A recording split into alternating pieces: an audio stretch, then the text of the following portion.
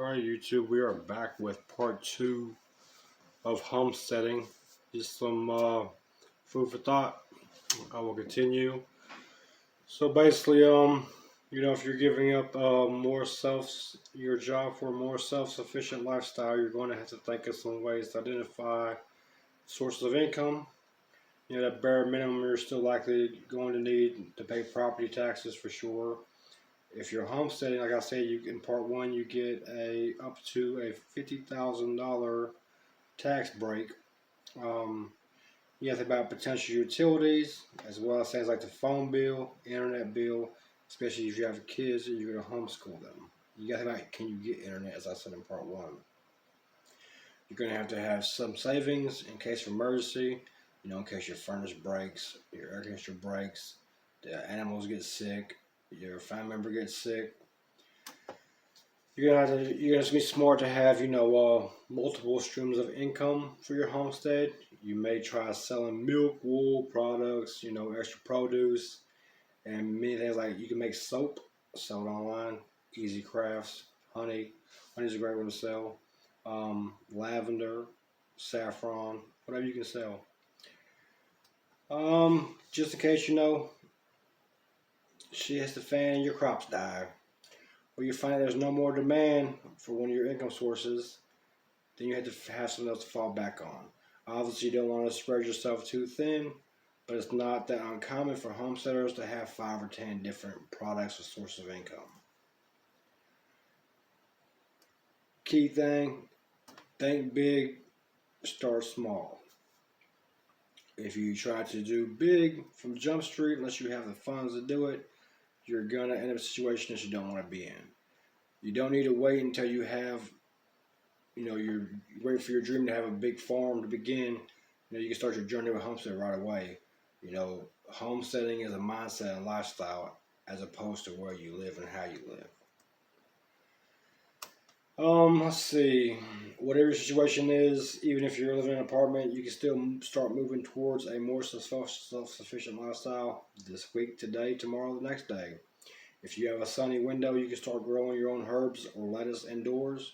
If you got a large backyard that's not being used, you can use it to grow anything else in the world besides weeds and grass. You can put it in a garden or raised bed in the spring, start growing a portion of vegetables for your household.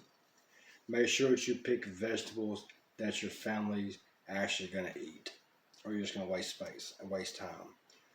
If you have a fireplace you don't currently use, you can clean out your chimney and get some wood and use it to start reducing your heat bill.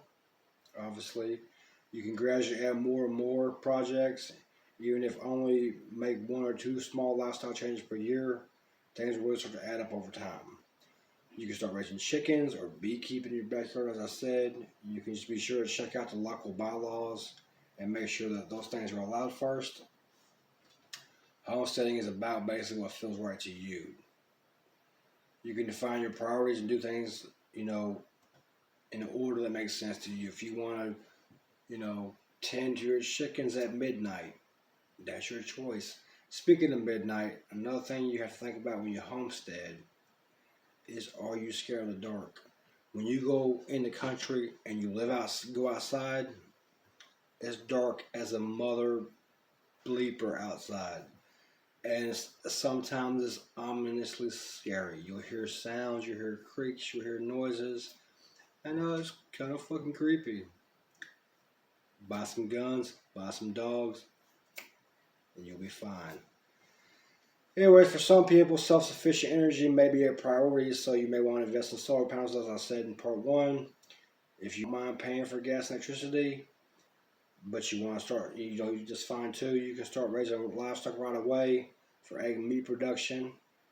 And maybe some people don't want to go that route because of ethical issues, or maybe because you don't want to chop a cute little chicken's head off. I don't know. You don't have to. It's just your choice. But the key factor here is to continually simplifying your life. Homesteading often goes hand in hand with minimalism and more frugal lifestyle. A big part of getting out of the cycle is always needing the newest and greatest phones, the newest and greatest gadgets, trending clothing, and other things that can suck money out of your bank account but not really offer you any value. What's the value of having brand new shoes? I got 17 pairs of brand new shoes in my closet. I got brand new shoes on my feet right now, and I'm destroying them every single day because I don't want to wear the other ones. So my clothes got paint on them. You know, you're gonna ruin everything that you own pretty much. For homesteaders, less is more. There's usually a cheaper and a better way to do something. Don't have to go spend, millions of dollars on some extravagant property, some extravagant, special type of cow. Just start small. You're gonna have to take homesteading seriously. You're gonna have to. There's gonna be pitfalls. There's gonna be ups. There's gonna be downs. But you just learn your lessons from the ups and downs, and you take it to the next day. If you're doing physical activity on your homestead every single day, you probably can cancel your gym membership. I mean, homesteading is a lot of work if you're doing it right. You don't need to go to the gym.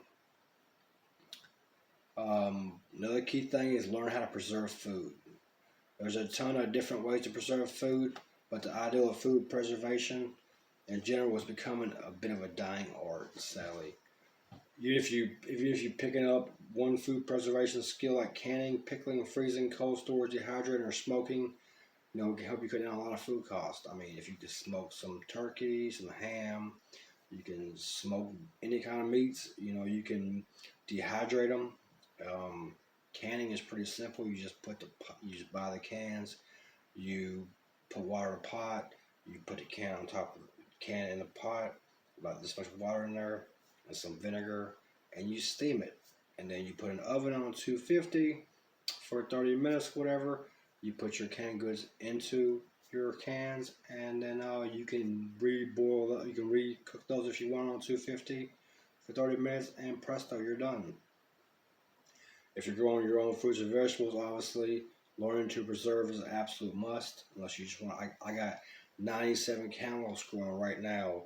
They've been planted for 4 days, and they're already shooting out.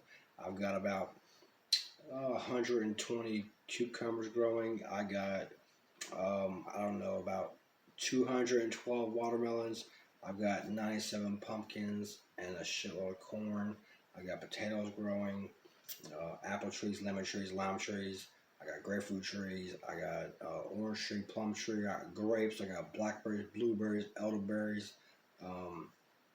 What am I going to do with it all? I'm going to can it. I'm going to put it back. I'm going to save it. And everything I can eat out of my cans, I don't have to go to Walmart. You need to make sure you keep your produce from spilling, from spoiling, so you can keep your family fed throughout the winter months. When times are hard, you burn your firewood in your fireplace. You have your own food. That's to save you a crap ton of money. But even if you don't grow food, learning how to preserve will allow you to buy food in season when it's cheapest and most ripe, and continue eating it all year round, because you take the cuttings, the scraps, and you can regrow the scraps from the stuff you buy at Walmart. There are numerous foods you can buy from Walmart that you can regrow in your garden, in your land, and it won't cost you but what you already paid to do so. Oh, let's see. Make friends with other homesteaders if you can. Homesteading is often associated with hermits or people who aren't very sociable, like myself. I don't want to talk to anybody. I finally talked to my neighbor for the first time, one of my neighbors, after, I've been here since December. I just talked to him last week because he got a package delivered to my house, but I went over and gave it to him. My other neighbor on the other side over here, never talked to him, but he's been in the hospital with, I guess, COVID for the past 5 or 6 months. He's probably going to die. I don't know. Many homesteaders, though, are friendly and eager to share what they know with anyone who's interested. Since I've been starting my garden, my crops, my planting, the neighbor's wife has now got into it. We're not really friends. We don't talk, but she sees me doing it all the time, so now she's doing it. You need to know about weather. You need to constantly watch the weather and be up to date on the weather, so you know when you can water your plants, when you can't water your plants. The sun is a bitch out there. You need to know about growing conditions. You need to know about laws of growing and farming and cultivating and all that good shit. There's a lot of useful information out there that you need to know, and you can find this by typing in Google search bar. You don't have to discount having a moral support and someone who lives the same lifestyle as you being there. People who have done it, people who have been there, they can help you. Don't worry about people telling you you're crazy, because people are going to tell you you're crazy. No one told me I was crazy, but they know I'm capable. Networking with other homesteaders makes sense from a material perspective also. If you grow too many peppers and your friends too many eggs, obviously you can barter. You might even set up long-term arrangements. Other homesteaders will trade food for supplies that you don't necessarily want to produce yourself. You might need to once a year borrow a plow. It can make more sense to borrow a plow than opposed to buying one for yourself. Maybe borrow, a tractor or whatever. And then the next step, like I said, start a garden. If you got this far, you haven't started a garden yet, you need to do so. You might not get the same yield as someone who uses fertilizer, but most vegetables will grow in any type of soil with just a little tiny bit of love and care. You don't have to have any of your own land yet. You can sign for a community garden or even borrow a bit of land from a neighbor or a friend. Most people are happy to let you use some extra space they aren't using in exchange for some free vegetables that are in the season. A lot of your friends will say, yeah, man, you can grow here. Another key thing is compost. Composting and gardening go hand in hand, like this. Even if you can't afford a fertilizer or premium soil at first, after your first year of composting, you'll be making excellent nutrient-rich soil of your own. Gardening relies on your soil. You can get crops, but they're going to be shit. You need to make sure that you actually compost your crops and take good care of your crops to make sure you have good soil and good nutrients, and watch for diseases and discolorations of your leaves and all that. Every color that you have on your leaf on your plant can tell you what's wrong with your plant and what your plant needs. All you gotta do is take the color, discoloration, the bug, the hole, or whatever, go on Google search, figure out what it is, and fix it. Anyways, when you compost, it doesn't take much effort to throw your food scraps, leaves, chicken manure, and extra plant matter into your garden, from your garden to your compost, you know what I'm saying? It's also hard to do it wrong. It just depends. Everything compost and let it turn over once in a while, and then you put the soil back the following year. Another thing is learn how to sew and mend clothes. While you're working on a homestead, you're likely to start wearing out your clothes while you're tending the vegetables and livestock. You get a rip in your jeans, you can just throw them out and get a new pair. But being a homesteader and being self-sustainable means just that, being self-sustainable. Take a needle and some thread and sew your clothes up. I've sewn my clothes up at Walmart at 2 a.m. in the parking lot in the dark because I ripped my whole crotch out. Anyways, for the cost of some thread, you can repair your own clothes and get months or years even more out of them. I'm not saying like you can't ever buy new clothes, but the less you spend, the more you're going to have. Also, buy a sewing machine. It's not necessary, but you can repair your own clothes either way.